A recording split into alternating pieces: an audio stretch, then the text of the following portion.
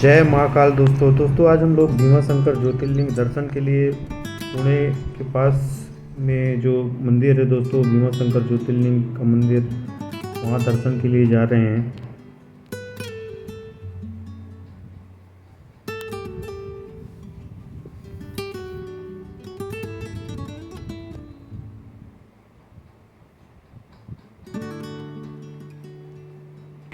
तो आइए दोस्तों, हम लोग आगे की ओर प्रस्थान करते हैं। भीमा शंकर मंदिर जो है दोस्तों, 12 ज्योतिर्लिंगों में से एक हिंदू मंदिर है जो महाराष्ट्र के पुणे ज़िले में इसी नाम के गांव भीमा शंकरी में स्थित है दोस्तों। तो उसी गांव में हम लोग दोस्तों आ चुके हैं जिसका नाम है भीमा शंकरी। और यहाँ से दोस्तों हम लोग पैदल यात्रा करके और मंदिर की ओर प्रस्थान करेंगे। यह मंदिर त्रिपुरा नामक पौराणिक असुर से जुड़ा हुआ है दोस्तों। बताया जाता है कि यहाँ की मान्यता है कि एक त्रिपुरा नामक राक्षस था जिसने ब्रह्मा जी की घोर तपस्या किया था, और उस राक्षस ने ब्रह्मा जी से 3 वरदान पाए थे दोस्तों। उस राक्षस ने इसी जंगल पे घोर तपस्या की थी दोस्तों, जिस राक्षस का नाम त्रिपुरा था, और ब्रह्मा जी को प्रसन्न किया था उसने। और यहीं पर उसने 3 वरदान मांगे थे कि वो देवताओं, शैतानों, यक्ष और गंधर्वों से किसी से भी पराजित ना हो, अजय हो, और वह ब्रह्मांड में कहीं भी यात्रा करने में सक्षम होना चाहिए। अब ब्रह्मा जी ने उसे इस प्रकार का वरदान दे दिया था दोस्तों। उसी त्रिपुरा नामक राक्षस का वध करने के लिए भगवान भोलेनाथ ने यहाँ पर भीमा शंकर रूप में प्रकट होकर उसका वध किया था। श्री भीमा शंकर ज्योतिर्लिंग दर्शन के लिए अब हम लोग आगे की ओर प्रस्थान करेंगे। उसकी सभी इच्छाएं पूरी हुई दोस्तों। उस त्रिपुरा नामक राक्षस की, त्रिपुरा ने 3 लोगों को अपने अधीन करने के लिए विजय अभियान शुरू किया कि वो तीनों लोक में अपना आधिपत्य जमाए और वहाँ पर राज करे। ऐसा उसके मन का जो विकार था दोस्तों, उसने दोस्तों सबसे पहले तो स्वर्ग में जुड़े देवता इंद्र को पराजित किया, और इंद्र ने भगवान शिव से आशीर्वाद लेने का फैसला लिया, और उसने तपस्या की भगवान शिव की। इंद्र ने तपस्या की भगवान शिव की, और शिव ने त्रिपुरा का विनाश करने की प्रतिज्ञा दी इंद्र को। उसी समय दोस्तों शिव ने त्रिपुरा का वध करने का निर्णय लिया, और जो डंकनी और शंकनी जो 2 राक्षस थे, उनके साथ ही मिलकर दोस्तों भगवान शिव ने भीमा शंकर का अवतार लेकर उस त्रिपुरा का वध किया था।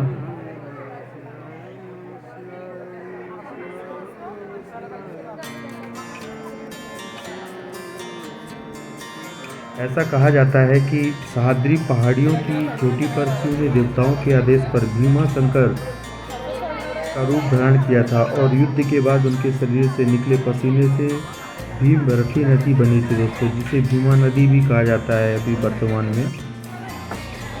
उस भीमा नदी का जो उद्गम स्थल है दोस्तों, वो इसी मंदिर के पास से ही है। इसी मंदिर के पास से ही भीमा नदी का उद्गम हुआ है दोस्तों। वहीं से भीमा नदी निकली है जो पूरे महाराष्ट्र का भरण पोषण करती है।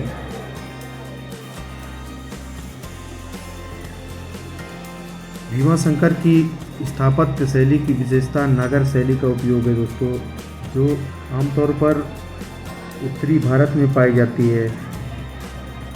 आप देख सकते हैं मंदिर का जो निर्माण किया गया दोस्तों, वो नागर शैली में किया गया है, और इस मंदिर में जो हेमंतपंथी शैली की कुछ समानताएं मिल जाएंगी आपको, क्योंकि ये मुख्यतः दक्कन क्षेत्र में आमतौर पर पाई जाती हैं।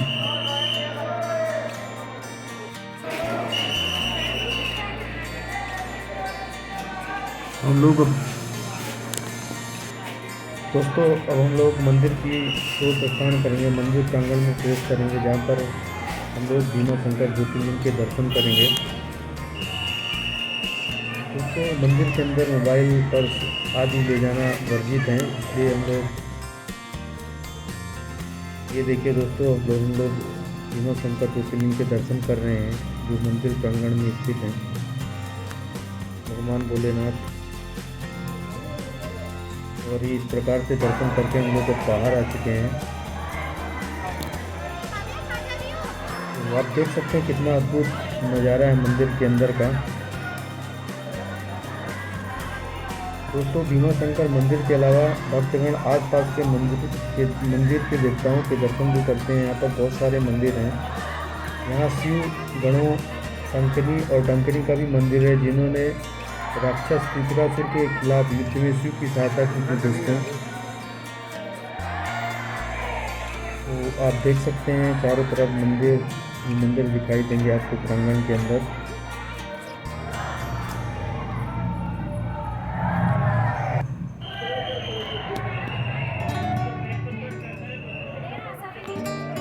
कहा जाता है दोस्तों कि ये बहुत ही पुराने और प्राचीन मंदिर हैं, जो अभी भी भीमा शंकरी नामक गांव में स्थित हैं। इसको बहुत ही बचा के और संजो के रखा गया है।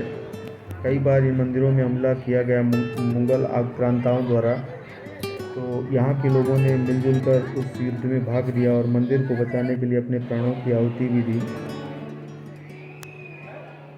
क्योंकि ये मंदिर दोस्तों घनघोर जंगल, चारों तरफ से जंगल है और जंगल के बीच में बना हुआ है, इसलिए जो मुगल आए वो उस मंदिर का कुछ नहीं कर सके। और ये आप देख सकते हैं। अब हम लोग आगे की ओर बढ़ेंगे और सर्वतीर्थ कुंड का जो है उसका दर्शन करेंगे दोस्तों। इस कुंड पे सभी तीर्थों का जल आपको प्राप्त होता है। दोस्तों, दत्तात्रेय द्वारा निर्मित ज्ञान कुंड और देवी भाषित देवी से जुड़ा सर्वतीर्थ भी स्थित है दोस्तों, जिसके अभी आप दर्शन कर रहे हैं।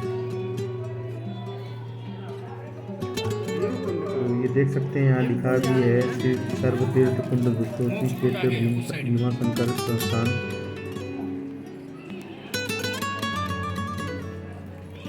अब हम लोग दोस्तों बाहर की ओर प्रस्थान करेंगे।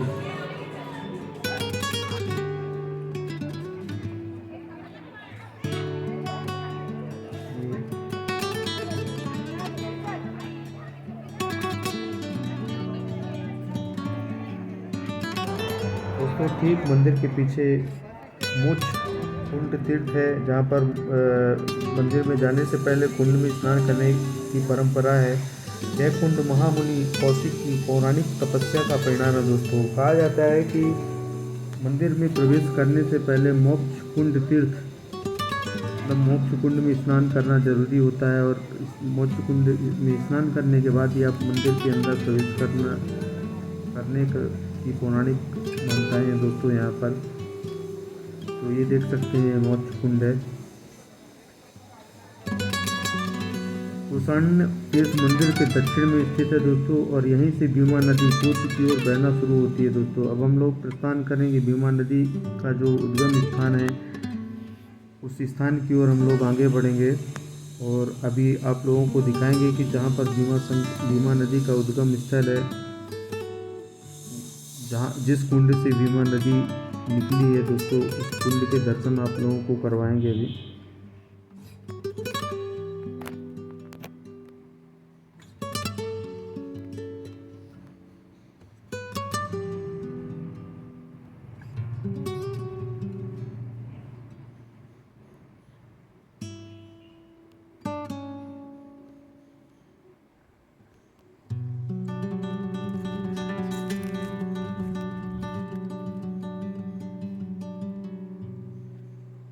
तो दोस्तों, ये हम लोग आ चुके हैं भीमा नदी का जो उद्गम स्थल है, जहाँ से भीमा नदी निकली है दोस्तों। तो ये आप देख सकते हैं, ये कुंड है दोस्तों। कहते हैं कि इसी से कुंड से पानी धीरे धीरे रिस के और नदी का एक रूप, विशाल नदी का रूप धारण करता है। और ये सामने आप लोग दर्शन कर पा रहे हैं हमारे अति प्रिय बजरंगबली जी के। यह पश्चिम घाट की भीमा शंकर की पहाड़ियों से निकलती है भीमा नदी जो है, और महाराष्ट्र में 450 मील अर्थात 725 किलोमीटर दक्षिण पूर्व की ओर बहती है दोस्तों। और यह कर्नाटक में जाकर कृष्णा नदी से मिलती है।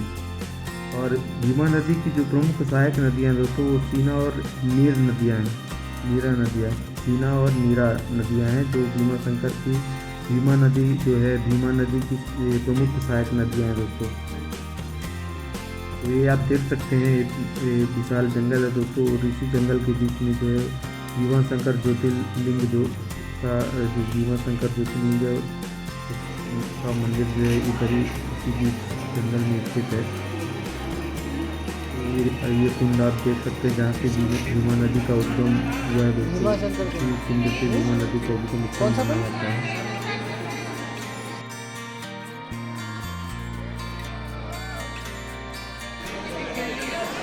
तो आइए दोस्तों हम लोग अपने घर की ओर प्रस्थान करेंगे।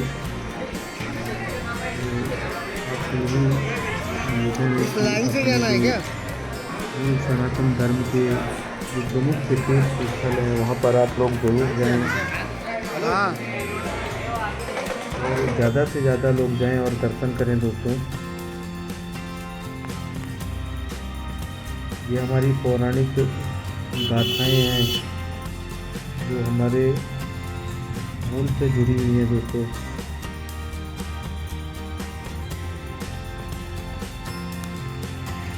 तो हम लोग अब घर की ओर प्रस्थान कर रहे हैं दोस्तों। वीडियो देखने के लिए आप लोगों का बहुत बहुत धन्यवाद।